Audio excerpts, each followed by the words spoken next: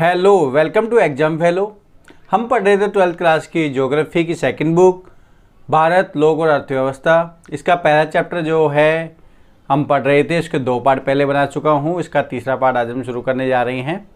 और ये चैप्टर जो है इसके अंदर हम जनसंख्या के अलग अलग जो है तथ्य के बारे में समझेंगे, वितरण, घनत्व, वृद्धि और संगठन के बारे में। तो यहाँ पर हम जनसंख्या का वितरण, घनत्व पढ़ चुके थे, वृद्धि हम पढ़ रहे थे। तो वृद्धि के अंदर जो है हमने चारों अवस्थाएं पढ़ी। इसके अलावा वृद्धि जो है वो कहाँ पर कितनी थी ये पढ़ी है। अब हम समझ लेते हैं कि भारत के अंदर जो है क्षेत्रीय भिन्नता वृद्धि में कहाँ कहाँ पर अधिक है, वो थोड़ा समझ लेते हैं। तो भारत में क्षेत्रीय भिन्नता की बात करें तो भारत के अंदर जो है उत्तर भारत में सबसे अधिक जनसंख्या वृद्धि देखने को मिली। तो उत्तर भारत के जो राज्य थे हमारे, उसमें हमारा जो है वो गुजरात, मतलब उत्तर भारत की बात करें उत्तर हो गया, इसके उत्तर पश्चिमी हो गया, और कुछ जो है पूर्वी भाग यानी पूरी बेल्ट जो है वहाँ पर जनसंख्या वृद्धि बहुत ज़्यादा देखने को यहाँ पर मिली। तो गुजरात का है, इसके अलावा राजस्थान हो गया, पंजाब, हरियाणा,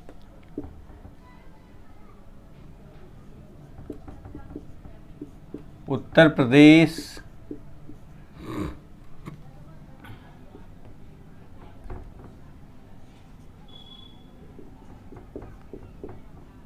उत्तराखंड, बिहार,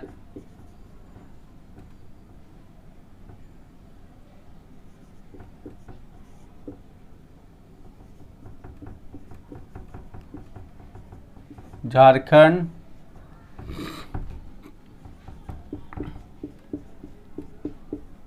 छत्तीसगढ़,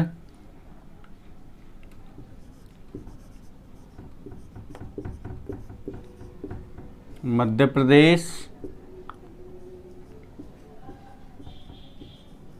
असम, सिक्किम व पश्चिम बंगाल। ये क्षेत्र ऐसे हैं जहाँ पर जनसंख्या में बहुत ज़्यादा जो है वृद्धि देखने को मिली है, जनसंख्या वृद्धि बहुत ज़्यादा उच्च थी। इसके अलावा अगर हम दक्षिण भारत के क्षेत्रों की बात करें, यानी दक्षिणी भारत के जो राज्य हैं वहाँ पर जनसंख्या जो वृद्धि है वो निम्न वृद्धि मिली है। ठीक है, निम्न वृद्धि जो है वो देखने को मिली है, वृद्धि ज़्यादा वहाँ पर नहीं थी। तो उत्तर भारत के राज्यों के अंदर वृद्धि ज़्यादा देखने को मिली, दक्षिण भारत के राज्यों में जो है वृद्धि बहुत कम देखने को मिली थी। तो जनसंख्या वृद्धि में जो है भिन्नता देखने को मिली हम 2011 की जनगणना के अनुसार की अगर बात कर ले। इसके अलावा जो 5 राज्य थे हमारे, उत्तर प्रदेश, इसके अलावा बिहार, पश्चिम बंगाल और महाराष्ट्र जो है, इसके अलावा हमारा एक राज्य और था। ठीक है, बिहार हो गया, उत्तर प्रदेश हो गया, पश्चिम बंगाल है, महाराष्ट्र है और हमारा था आंध्र प्रदेश। ठीक है, जहाँ पर जनसंख्या सबसे अधिक देखने को मिली, जनसंख्या जो है यहाँ पर अधिक थी। पहले नंबर पर उत्तर प्रदेश, ठीक है, उसके बाद जो है महाराष्ट्र हो गया, बिहार हो गया, पश्चिम बंगाल हो गया और आंध्र प्रदेश हो गया। इन 5 राज्यों में जनसंख्या जो है बहुत ज़्यादा थी। यहाँ पर भी देखी गई तो 2001 की जनगणना के अनुसार 2011 में, यानी दोनों की तुलना में देखी गई तो 2001 के अंदर इन राज्यों के अंदर जनसंख्या वृद्धि जो थी बहुत ज़्यादा थी, बहुत तेज़ गति से हो रही थी। लेकिन 2011 की जनगणना के अनुसार जो है वृद्धि हो तो रही है, लेकिन मंद गति से वृद्धि हो रही है। ये थोड़ा बदलाव यहाँ देखने को मिला है, जो कि 2001 के अंदर यहाँ पर इन राज्यों के अंदर जनसंख्या वृद्धि बहुत तेज़ी से जो है वो बढ़ रही थी। अब बात कर रहे हैं भारत के अंदर जो है वो एक वर्ग ऐसा है जिसमें जनसंख्या की वृद्धि जो है बहुत ज़्यादा देखने को मिली है। तो ये हम थोड़ा समझ लेते हैं वो कौन सा वर्ग है, क्योंकि अलग अलग आयु वर्गों की भी अगर जनसंख्या की जो है गणना की गई तो उसमें ये पाया गया कि किशोरों की जो है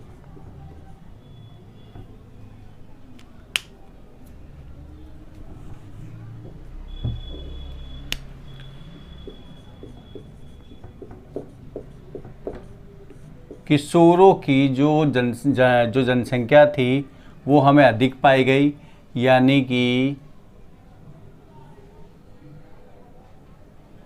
10 से 19 वर्ष की आयु के जो बच्चे थे जो है ये कहलाती है हमारी जो युवा जनसंख्या है ये अधिक पाई गई। अब यहाँ पर 10 से 19 वर्ष के आयु वर्ग की अगर बच्चों की बात करें, यानी जो व्यक्ति हैं उनकी संख्या अगर अधिक पाई गई है, तो ये जो जनसंख्या है ये आने वाले समय में एक युवा जनसंख्या कहलाएगी।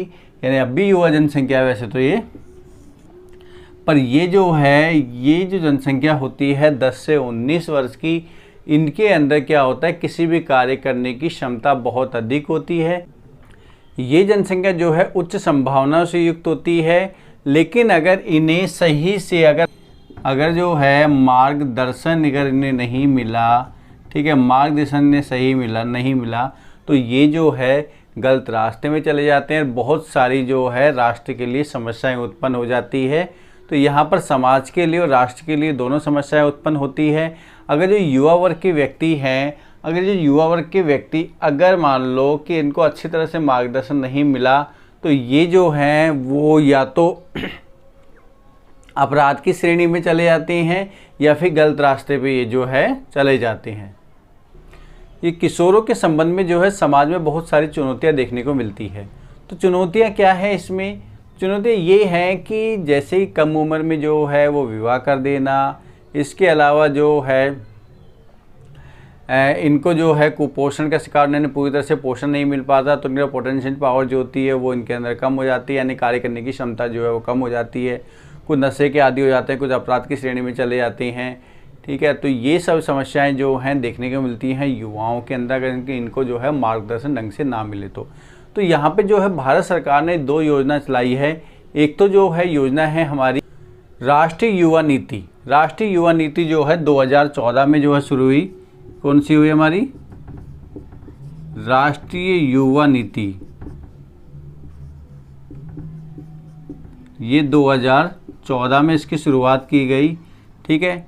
तो राष्ट्रीय जो है युवा नीति 2014, इसमें जो है बच्चों को, यानी कि जो युवा जनसंख्या है उसको मार्गदर्शन देने के लिए योजना चलाई गई। और इस योजना के तहत जो है यहाँ पर इनको जो है काफ़ी सारे कार्य जो है वो समग्र विकास के लिए काफ़ी सारे कार्य जो हैं वो कराए गए। इसका उद्देश्य ये था कि युवाओं के अंदर जो है मार्गदर्शन देना युवाओं को, और उनकी जो है वो क्षमता को बढ़ाना, समग्र विकास में उनको जो है शामिल करना। राष्ट्रीय युवा नीति है। राष्ट्रीय युवा नीति के अनुसार जो एक किशोरों की आयु बताई है, तो किशोरों की आयु बताई है 14 से लेकर 29 वर्ष की जो आयु है उसे हम कहते हैं युवा आयु। किशोरों की नहीं, युवा आयु। तो युवा आयु जो है राष्ट्रीय युवा नीति जो है 2014 के अनुसार युवाओं की एक आयु बताई गई है, वो बताई गई है 15 से लेकर 29 वर्ष के बीच में। यानी आप 15 से लेकर 29 वर्ष के बीच में अगर होंगे तो राष्ट्रीय युवा नीति 2014 के अनुसार वो व्यक्ति युवा कहलाएंगे और वो इस योजना के अंतर्गत जो है आते हैं। यहाँ पर जो है इनको जो है समग्र विकास के लिए जो योजना चलाई गई। इसके अलावा एक योजना और है जो कि यहाँ चलाई गई 2015 के अंदर जो है कौशल विकास योजना चलाई गई। यानी 2015 जो है इसमें कौशल विकास के लिए योजना चलाई गई।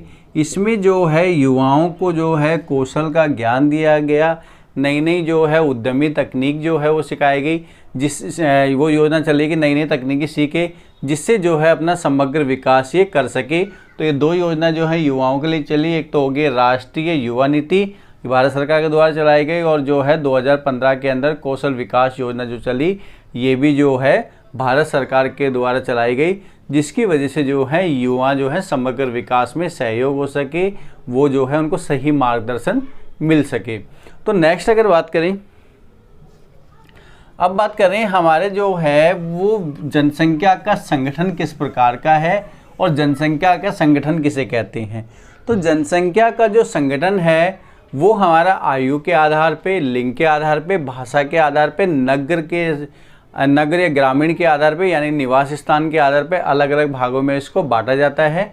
तो यहाँ पर क्योंकि भारत के अंदर जो है, या हम पूरे विश्व में किसी भी देश की बात करें तो वहाँ की जनसंख्या जो है यानी वहाँ के लोग सबसे ज़्यादा इंपॉर्टेंट होते हैं। लोग जो है वो किसी संगठन से बनता है, या तो भाषा के आधार पर बटे होंगे, या फिर वो जो है जाति के आधार पर बटे होंगे, या फिर धर्म के आधार पर बटे होंगे, या और एक चीज़ है जेंडर के हिसाब से, आप जानते हो लिंग और जो है मतलब महिला और पुरुष के आधार पे जो है ये भी बटे होते हैं। तो हम जो है पहले हम पढ़ेंगे नगरीय के आधार पे, नगर और ग्रामीण के आधार पे। तो नगर व ग्रामीण, ठीक है, ग्रामीण संगठन है।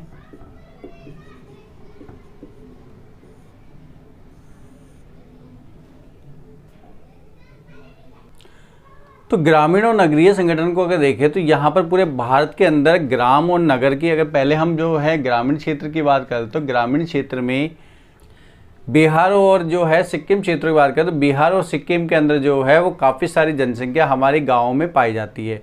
ठीक है, तो ये जो है ग्रामीण क्षेत्र की बात करें तो यहाँ पर जो है बिहार में और सिक्किम में, इन क्षेत्रों के अंदर जो है वो ग्रामीण जो है जनसंख्या, ग्रामीण जनसंख्या जो है वो क्या नाम है बहुत ज़्यादा मात्रा में जो है। इसके अलावा अगर हम बात करें गोवा की व महाराष्ट्र की, तो गोवा और महाराष्ट्र के अंदर भी जो है वो आधे से अधिक जो है यानी 50% से अधिक जनसंख्या जो है वो कहाँ निवास करती है, वो करती है ग्रामीण क्षेत्रों में निवास करती है। इसके अलावा हम केंद्र शासित प्रदेशों की बात करें तो केंद्र शासित प्रदेशों के अंदर भी जो है वहाँ थोड़ा सा उल्टा है। तो वहाँ पर जो है वो दादर व नगर हवेली, यहाँ पर जो है वो ग्रामीण जनसंख्या ज़्यादा है। इसके अलावा जो है जो भी हमारे केंद्र शासित प्रदेश हैं, केंद्र शासित जो प्रदेश हैं दादर और नगर हवेली के अलावा यहाँ की जो अधिकतर जनसंख्या है वो नगरों में निवास करती है। ठीक है, नगरों में निवास करती है। तो ये हमें ध्यान रखना है कि केंद्र शासित प्रदेशों के अंदर दादर और नगर हवेली के अलावा और जितने भी हमारे केंद्र शासित प्रदेश हैं वहाँ पर गाँव में लोग कम निवास करते हैं और नगरीय क्षेत्रों में अधिक निवास करते हैं। इसके अलावा अगर हम देखें तो काफ़ी सारे क्षेत्र जैसे कि गुजरात का रन का क्षेत्र हो गया। इसके अलावा जो है अगर महाराष्ट्र का कुछ क्षेत्रों की बात कर लें और दिल्ली की बात कर लें तो इन क्षेत्रों के अंदर जो है वो हमारा जनसंख्या जो मतलब ग्रामीण क्षेत्रों की संख्या वो कम है, नगरियों की संख्या जो है वो बहुत ज़्यादा मात्रा में है। तो ये भी जो है कि यानी गाँव के अंदर और नगरों के अंदर दोनों में जो है डिफरेंस पाया जाता है। हम शहरों में और नगरों की बात करें, गांव में जो है भारत में जनसंख्या अधिक रहती है। कारण ये है कि भारत में जो प्राथमिक क्रियाओं से जुड़े हुए लोग अधिक होते हैं और वो गाँव में निवास करते हैं। और शहरी क्षेत्रों के अंदर जनसंख्या का प्रति अनुपात की अगर बात करें तो गाँव के मुकाबले कम होता है। लेकिन अब धीरे धीरे जो है गाँव से जो है लोग प्रवास करते जा रहे हैं शहर की तरफ, और शहर में जो है इसका अनुपात बढ़ता जा रहा है। और इसका बढ़ने का कारण क्या है, वहाँ स्वास्थ्य सेवाएं, परिवहन के साधन, इसके अलावा सुविधाएं जो हैं आधारभूत सुविधाएं वो गाँव के मुकाबले शहरों में अधिक होती है। तो इसकी वजह से लोग जो है गाँव से शहरों की ओर शिफ्ट करते जा रहे हैं। इसके अलावा जो है भाषाई संगठन है, ये हम समझ लेते हैं कि भाषा के आधार पर जो है वो किस प्रकार से जो भारत के अंदर जो जनसंख्या डिवाइड हो रखी है।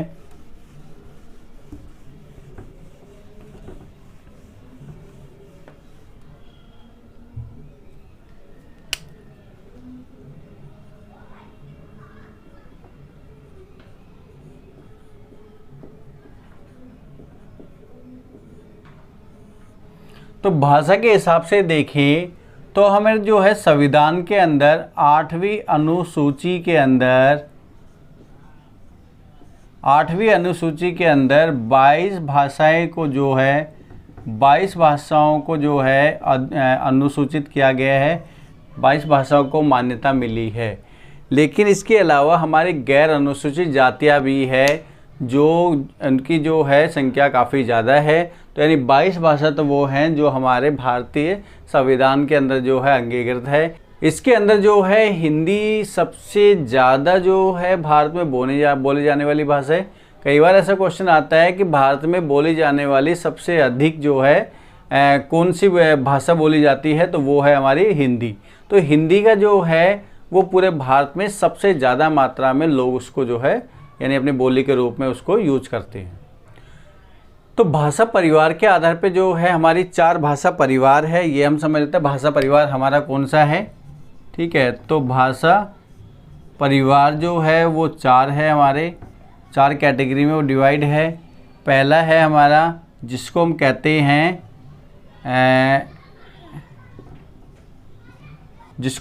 हैं आर्य या कहेंगे हम भारतीय यूरोपीय।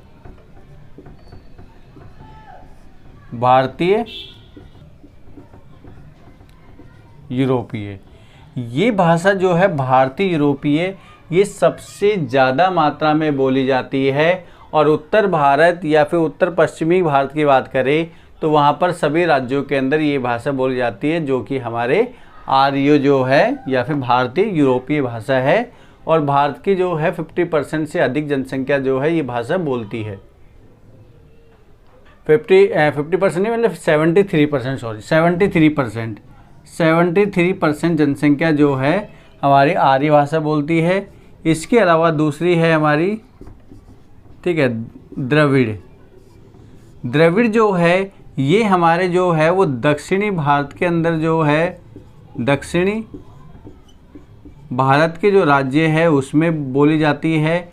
दक्षिणी भारत जो प्रायद्वीपीय भारत है वहाँ पर द्रविड़ भाषा जो है वो ज़्यादा मात्रा में जो है वो बोली जाती है। अगर हम उसके प्रतिशत की बात करें तो ये जो है 20% है, यानी जितनी जो भारत के अंदर बोली जाती है उसमें 20% जो है हमारे द्रविड़ है।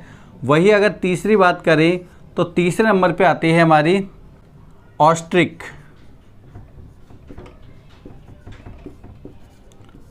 भाषा है। और चौथे नंबर पे आती है हमारी चीनी तिब्बती भाषा। जो ऑस्ट्रिक भाषा है वो 1.38%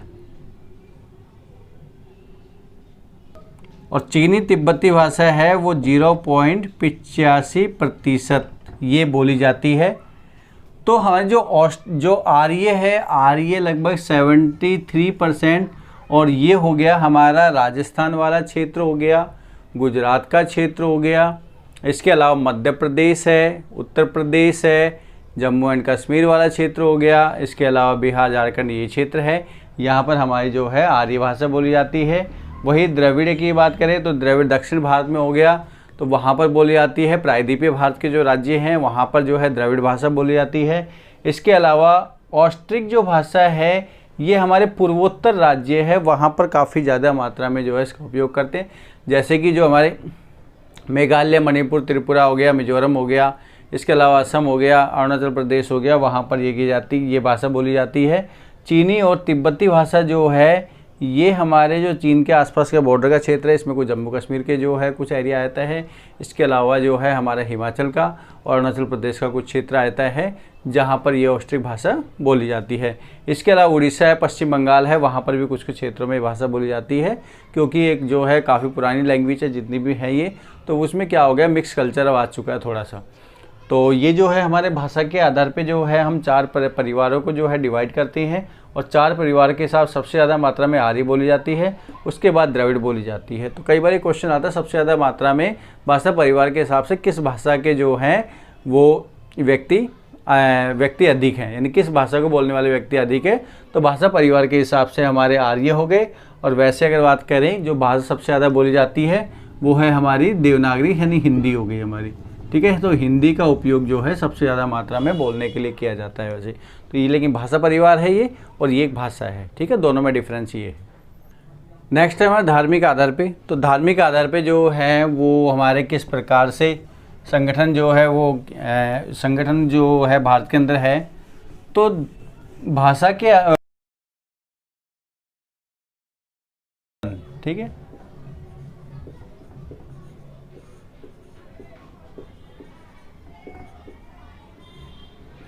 नेक्स्ट कैटेगरी हमारा धार्मिक संगठन है।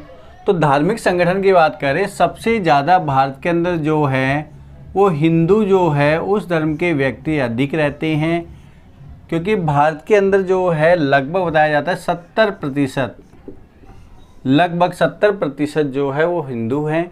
इसके अलावा और जो है अन्य जो है जाति, अन्य जो है वो धर्म है।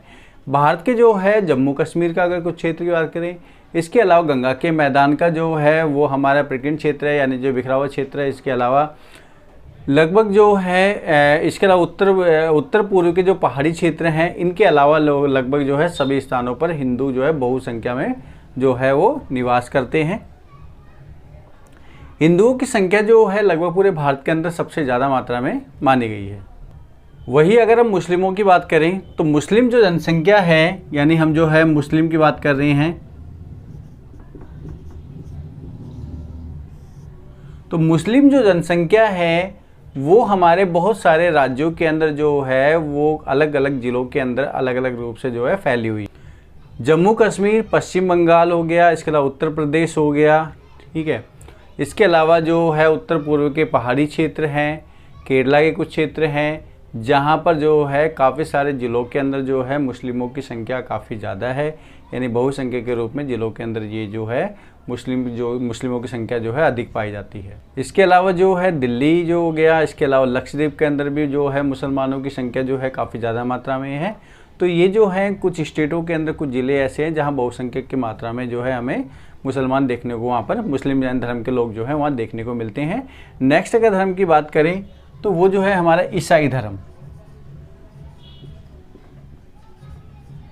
ठीक है। ईसाई धर्म जो है ये भी हमारे जो है अल्पसंख्यक के रूप में दिखाई देते हैं। भारत में जो है सभी स्थानों पर जो है जो ईसाई हैं उनकी संख्या जो है वो बहुत कम है। अधिकांश जो हमारे क्या नाम है ईसाई हैं वो मिलेंगे ग्रामीण क्षेत्रों के अंदर निवास करते हैं। ग्रामीण क्षेत्रों में मिलेंगे, दूर दराज वाले क्षेत्रों में ज़्यादा मिलते हैं। पूर्वोत्तर की अगर बात करें तो मेघालय के अंदर या फिर जो है हमारे नागालैंड के अंदर काफ़ी ज़्यादा मात्रा में जो है ये निवास करते हैं ग्रामीण क्षेत्रों में। और इसके अलावा जो है महाराष्ट्र के अंदर जो है ये मिल जाएंगी, और गोवा के अंदर है, केरल हो गया, और इसके अलावा तटवर्ती क्षेत्र है उसके अंदर ज़्यादा मात्रा में निवास करते हैं। और इसके अलावा नागालैंड की पहाड़ी जो मैंने बताया वहाँ पर हो गया, मिजोरम हो गया, मणिपुर हो गया, वहाँ पर भी जो है वो ईसाइयों की संख्या जो है काफ़ी ज़्यादा मात्रा में है, यानी ग्रामीण क्षेत्रों में जो है ये निवास करते हैं। इसके अलावा जो हम सिख की बात करें, सिख जो हैं वो ख़ास तौर पर, ठीक है, पंजाब के अंदर, इसके अलावा हरियाणा और दिल्ली, इन क्षेत्रों में जो है इनकी संख्या अधिक पाई जाती है। इसके अलावा अदर राज्यों में ये जो है ना के बराबर ये मिलते हैं। इसके अलावा नेक्स्ट है हमारा बौद्ध।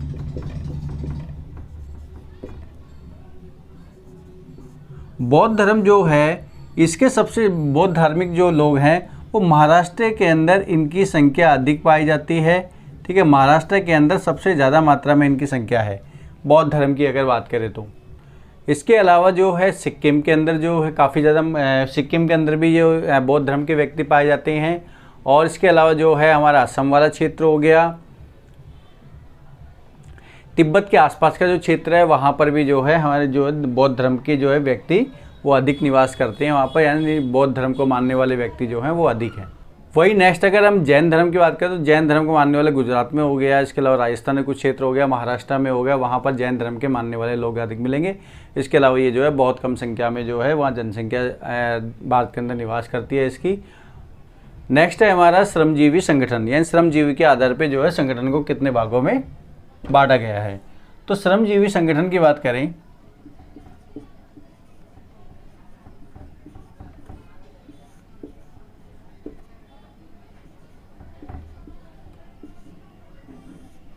तो श्रमजीवी संगठन है, भारत में जो है अलग अलग कैटेगरी इसको डिवाइड किया गया है। आर्थिक रूप से अगर देखें तो श्रम संगठन को जो है हम 3 रूप से डिवाइड करते हैं। एक तो हो गया हमारा मुख्य श्रमिक हो गया, सीमांत श्रमिक हो गया, और एक हो गया अश्रमिक हो गए, ठीक है। पहला है हमारा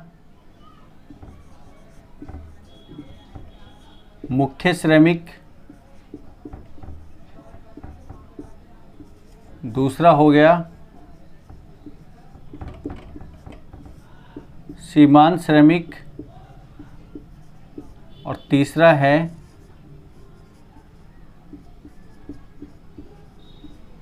अश्रमिक। जो मुख्य श्रमिक वो श्रमजीवी होते हैं जिनको 183 दिन से अधिक अगर रोजगार इन्हें मिल रहा है, कार्य अगर मिल रहा है, तो वो होंगे मुख्य श्रमिक। और अगर 183 दिन से कम अगर इनको रोजगार मिल रहा है, कम इनको जो है कार्य मिल रहा है, तो होंगे सीमांत श्रमिक।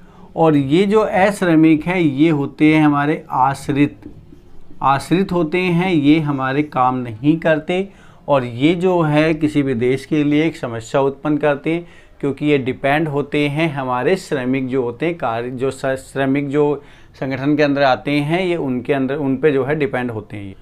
तो पूरे भारत की बात करें तो भारत में लगभग जो है हमारे 60% जो है वो जनसंख्या अश्रमिकों की आती है, जो कि आश्रित होते हैं इन सब पर, मुख्य श्रमिक पर या फिर जो है सीमांत श्रमिक पर आश्रित होते हैं। ये जो हमारे श्रमजीवी जो संगठन है वो हमारे कार्य के आधार पे 3 प्रकार से जो है और बटा होता है। अगर हम प्राथमिक सेक्टर की बात करें भारत में, तो प्राथमिक क्रियाओं में लोग अधिक कार्य में संलग्न होते हैं। इसके अलावा द्वितीयक की बात करें, द्वितीयक में बहुत कम है, और इसके अलावा धीरे धीरे जो है अब तृतीयक के अंदर भी ये शामिल होने लग गए हैं। अगर प्राथमिक की बात करें तो प्राथमिक में लगभग जो है 54.6% श्रमिक जो है ये हमारे प्राथमिक क्रियाओं में संलग्न होते हैं, और यहाँ पर जो है वो लगभग जो है 4%। और जो है हमारे यहाँ पर अगर तृतीय क्रियाओं की बात करें तो तृतीय क्रियाओं में जो है वो द्वितीय क्रियाओं से अधिक, लेकिन प्राथमिक क्रियाओं से कम लोग जो हैं इसके अंदर शामिल होते हैं। तो लगभग जो है 41% जो है यहाँ पर हमारे तृतीय क्रियाओं में होंगे, द्वितीय क्रियाओं में लगभग 4%, और जो है प्राथमिक क्रियाओं में लगभग जो है वो 55% व्यक्ति जो है यहाँ पर संलग्न होते हैं या इसमें कार्य कर रहे होते हैं। तो श्रमजीवी संगठन जो है वो भारत में डिफरेंट क्षेत्र के अंदर डिफरेंट देखने को मिलता है, क्योंकि यहाँ पर हम श्रमजीवी संगठन की बात करें तो प्राथमिक क्रिया, द्वितीय और तृतीय क्रियाओं में डिवाइड करते हैं, साथ में हम जो है श्रमिकों के आधार पर इसको अलग अलग ग्रुप में डिवाइड करते हैं। तो भारत के अंदर जो है इस प्रकार से कैटेगरी है, इस प्रकार से जो है वो बटी हुई है। अब लिंग संगठन की बात करें तो लिंग संगठन के आधार पे जो है महिलाओं मतलब जो जनसंख्या को हम 3 कैटेगरी में जो है वो डिवाइड कर देते हैं। तो यहाँ पर जो है लिंग संगठन और लिख लेते हैं। यहाँ पर लिंग संगठन के आधार पे महिलाओं, पुरुष और ट्रांसजेंडर, इनमें जो है 3 कैटेगरी में डिवाइड करते हैं। तो महिलाओं और पुरुष की अगर बात करें तो महिलाओं और पुरुष की संख्या जो है वो लगभग ज़्यादा है, ट्रांसजेंडर की संख्या जो होती है भारत के अंदर जो है वो कम है। तो यहाँ पर हम बात करें तो महिलाओं और पुरुषों की दोनों कैटेगरी की बात करें ट्रांसजेंडर की, तो इनमें सामाजिक भेदभाव देखने को बहुत ज़्यादा मिलते हैं, और सामाजिक भेदभाव के कारण इनका जो है वो विकास नहीं हो पाता, यानी संपूर्ण विकास जो होता है, समग्र विकास इनका नहीं हो पाता, क्योंकि इनको कहीं ना कहीं जो है हर क्षेत्र में दबाया जाता है।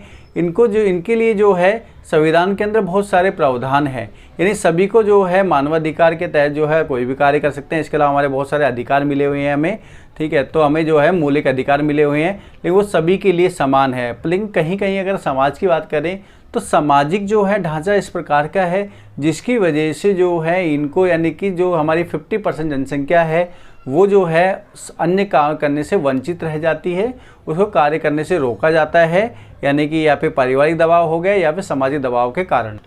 तो संयुक्त राष्ट्र विकास कार्यक्रम, इसके आधार पर ये माना गया कि अगर किसी भी देश के अंदर अगर भेदभाव किया जा रहा है, खास तौर पर लिंग के आधार पे अगर भेदभाव किया जा रहा है, किसी अन्य आधार पे अगर भेदभाव किया जा रहा है, तो उस देश का विकास जो है यानी समग्र विकास जो है वो संभव नहीं है। तो संयुक्त राष्ट्रीय विकास कार्यक्रम के द्वारा बताया गया कि समान कार्य समान वेतन है, इसके अलावा साक्षरता है, शिक्षा है, रोजगार है, जीने का अवसर है, इनको भी समान रूप से मिलना चाहिए जो अन्य व्यक्तियों को जो है मिलता है।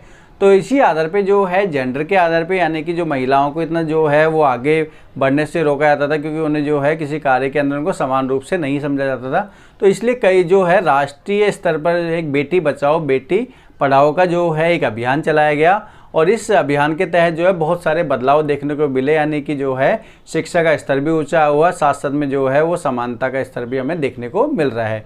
तो ये हमारा जो था आज इसका जो है भाषा के जो जनसंख्या का संगठन और इसके अलावा क्षेत्रीय जो है कहाँ कहाँ पर कितनी कितनी विविधताएं हैं, तो हमने जनसंख्या की वो विविधताएं देखी, यानी जनसंख्या में वृद्धि जो है कहाँ ज़्यादा थी कहाँ कम थी, ये भी हमने जो है देखी। तो ये क्लास आज हम यहीं ख़त्म करते हैं, क्योंकि इसमें बहुत ज़्यादा बड़ा टॉपिक नहीं था, बहुत छोटा टॉपिक था। और इसके अलावा जो है दो क्लासें वो इससे पहले भी हो रखी थी, तो वो क्लासें आप देख सकते हैं, तो आपका पूरा चैप्टर ये कंप्लीट हो जाता है। तो ये क्लासें आज हम यहीं ख़त्म करते हैं। तो आगे नेक्स्ट क्लास के अंदर हम पढ़ेंगे कि भारत के अंदर जो है वो प्रवास की स्थिति किस प्रकार की है, और प्रवास के अंदर हम जो है अलग अलग तथ्य के बारे में जानकारी लेंगे। तो अगर आप जो है इससे पहले वाली जो किताब है, यानी कि मानव भूगोल के मूल सिद्धांत, या 11th क्लास की जो ज्योग्राफी किताब है, इसके बारे में अगर आप डिटेल देखना चाहते हैं तो आप प्लेलिस्ट में जाकर क्लासें वहाँ पे दी हुई है, यानी सारी वीडियो वहाँ पे जो है आप देख सकते हैं। और अगर आपको अच्छा लग रहा है तो हमारी वीडियो को लाइक कीजिए और ज़्यादा से ज़्यादा शेयर कीजिए। तो आज हम ये क्लास यहीं ख़त्म करते हैं। धन्यवाद।